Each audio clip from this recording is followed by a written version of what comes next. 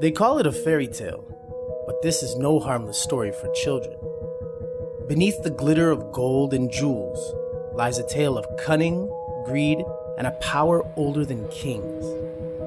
In a kingdom swallowed by wasteland, a desperate ruler sought life where nothing grew. He found it in a gardener, humble, quiet, and skilled, but what he planted was far darker than soil or seed. The gardener's son worked the land with careful hands, shaping the earth like a silent god.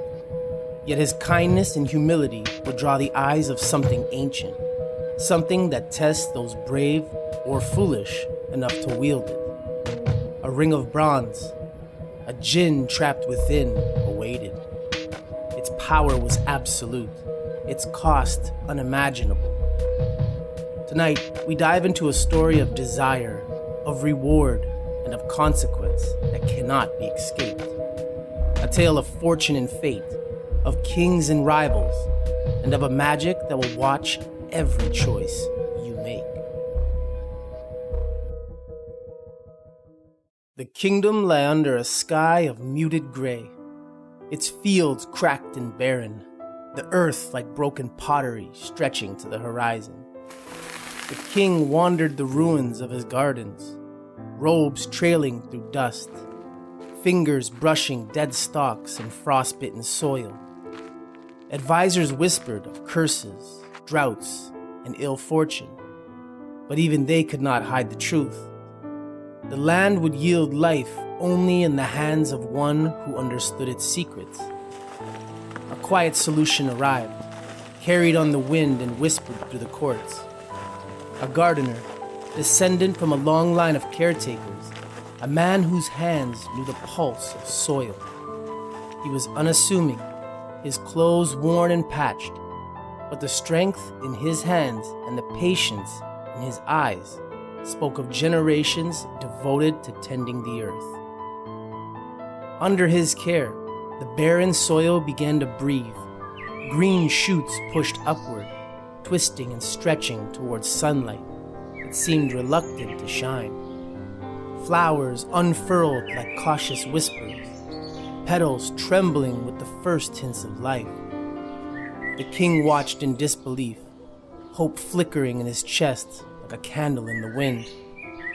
Yet even as the land blossomed, a tension thrummed beneath the surface. Shadows lingered between rows of new growth, stretching unnaturally as if watching the gardener's work. And amid the flourishing gardens, the princess's gaze fell on a figure who moved with quiet grace, hands shaping the land, eyes steady and calm. In his care, life returned, but even beauty carries its own warning. Beneath the soil, something ancient stirred, patient and observant, waiting for the day the gardener's son would make his choice.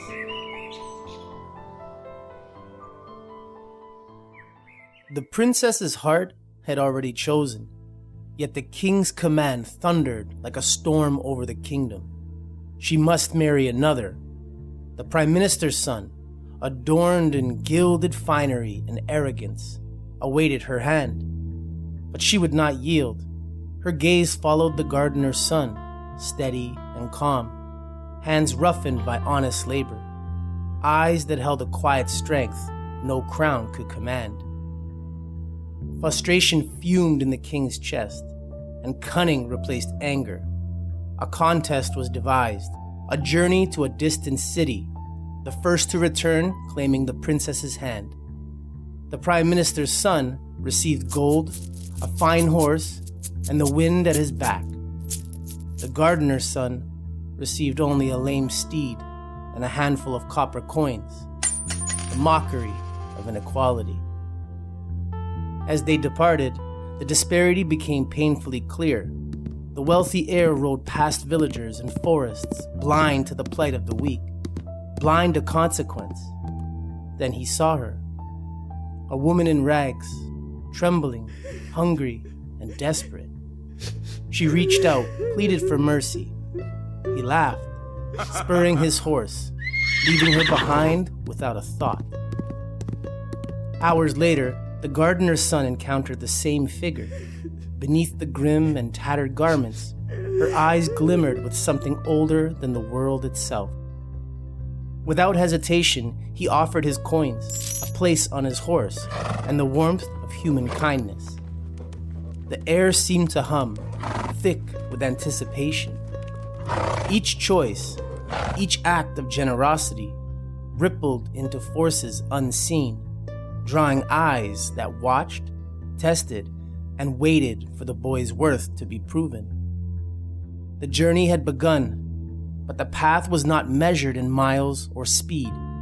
It was measured in courage, in heart, and in the quiet strength that would shape the destiny of a kingdom.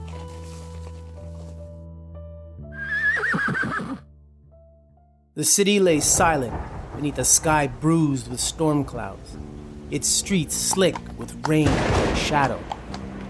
Heralds proclaimed the sultan's sickness, their voices trembling over cobblestones that gleamed like black glass. The gardener's son approached cautiously, copper coins clinking weakly at his side. The lame horse struggling under his weight, yet obedient to his will. There was no fear in him, only determination and a heart that had been tested in ways few could imagine. Then she appeared, the woman in rags, no longer pleading, but commanding. Her eyes glimmered with knowledge older than kingdoms, a light in the gloom that drew him forward. "Follow my instructions," she whispered, voice soft yet edged with authority. 3 dogs must die. Their ashes must be scattered over bones. Only then will the Sultan awake. The tasks chilled him, but the air itself hummed around him, compelling obedience. Each act was a trial of courage and focus. The dogs, trembling with unnatural awareness, were dealt with swiftly and without malice. Flames roared as he boiled the Sultan. The scent of scorched herbs and bone thickened the air. Ashes fell like stardust into the Sultan's restored frame. And when the ruler inhaled his first healthy breath, the gardener's son felt the bronze ring pulse in his hand. Alive, aware, and heavy with unspoken power. It was more than magic. It was a test. The world shifted subtly, shadows leaning, wind whispering secrets, as if unseen eyes were watching. The boy had stepped into a realm where obedience and morality intertwined with danger, and the choices he made would echo far beyond the city walls. In saving the Sultan, he had claimed a responsibility that would change the course of kingdoms.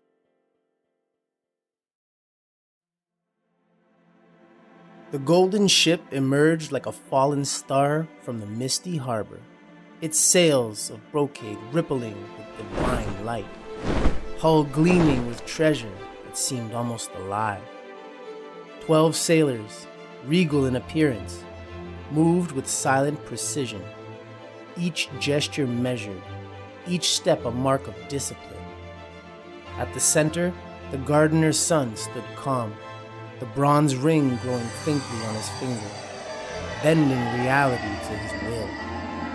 Every thought, every breath seemed magnified in the charged air. But triumph invited envy. On the horizon appeared the Prime Minister's son, annoyed and spent, his fortune squandered, pride intact. He sought to claim the princess, blind to the cost of arrogance. The gardener's son did not falter. He offered the rival a ship, but only on one condition: the mark of the bronze ring heated into flesh, a permanent testament to deceit and hubris. The man agreed, blinded by vanity and desperation. When the rival sailed home, his vessel became a grotesque mirror of what he imagined. Blackened timbers, torn sails, a sickly, maimed crew, and cargo that hissed and skulked like living shadows. The king watched from the palace, awe and unease gnawing at him. When the gardener's son arrived, he revealed the truth. The man chosen for marriage was no hero, no prince. He was a slave to folly, branded for all to see. The princess's joy was boundless, yet even in victory, the boy sensed the weight of power. Shadows lingered in the corners, whispers followed the wind, and the bronze ring pulsed like a heartbeat, reminding him that mastery over magic was never without vigilance. Triumph, he realized, was only the beginning. Peace was fleeting. A magician, drawn by ambition darker than night itself, tricked the princess into trading the bronze ring for a red fish. The gardener's son returned to a nightmare. His golden ship decayed into a vessel of rot. Sails shredded, timbers blackened, crew twisted into grotesque forms, and treasure transformed into ravenous black cats. The harbor seemed to shiver under the unnatural magic, waves whispering warnings, shadows curling with malice. Yet hope arrived in the smallest forms. An island of mice, ruled by a queen older than memory, discovered the magician's secret.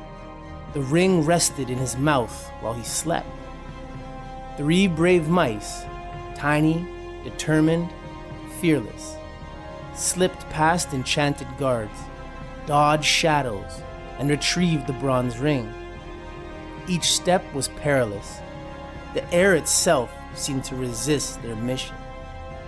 When the ring was finally returned to the gardener's son, the world shifted, order restored, and the golden ship rose anew, brilliant and majestic, crew and cargo flawless once more. Revenge was swift and absolute. The magician was captured and bound to a savage mule, his body torn as punishment for daring to wield power he could not control. The kingdom exhaled, but the boy knew that the bronze ring was more than a tool. It was a reminder of responsibility, morality, and the danger that lurks behind desire. Every act of kindness, every choice of courage, shaped reality itself. Even as the sun rose over the harbor, shadows whispered, unseen eyes watched, and the pulse of the bronze ring remained, a warning that some power, once held, never truly leaves your grasp. We have walked a path of power, cunning, and consequence. The gardener's son mastered life, death, and the forces that twist fate. Yet every triumph carried shadows. The bronze ring rests quietly, humming with the promise of magic and the weight of responsibility. In this tale, we have seen that even generosity and courage are tests, and the world responds to those bold enough to act with heart and wisdom. Some doors once open do not close, and every choice echoes in ways unseen, shaping life, death, and destiny itself. If you felt the pull of this story, like, subscribe, and hit the bell for more chilling tales, dark legends, and forgotten magic. And as always, don't forget to look beyond the fog.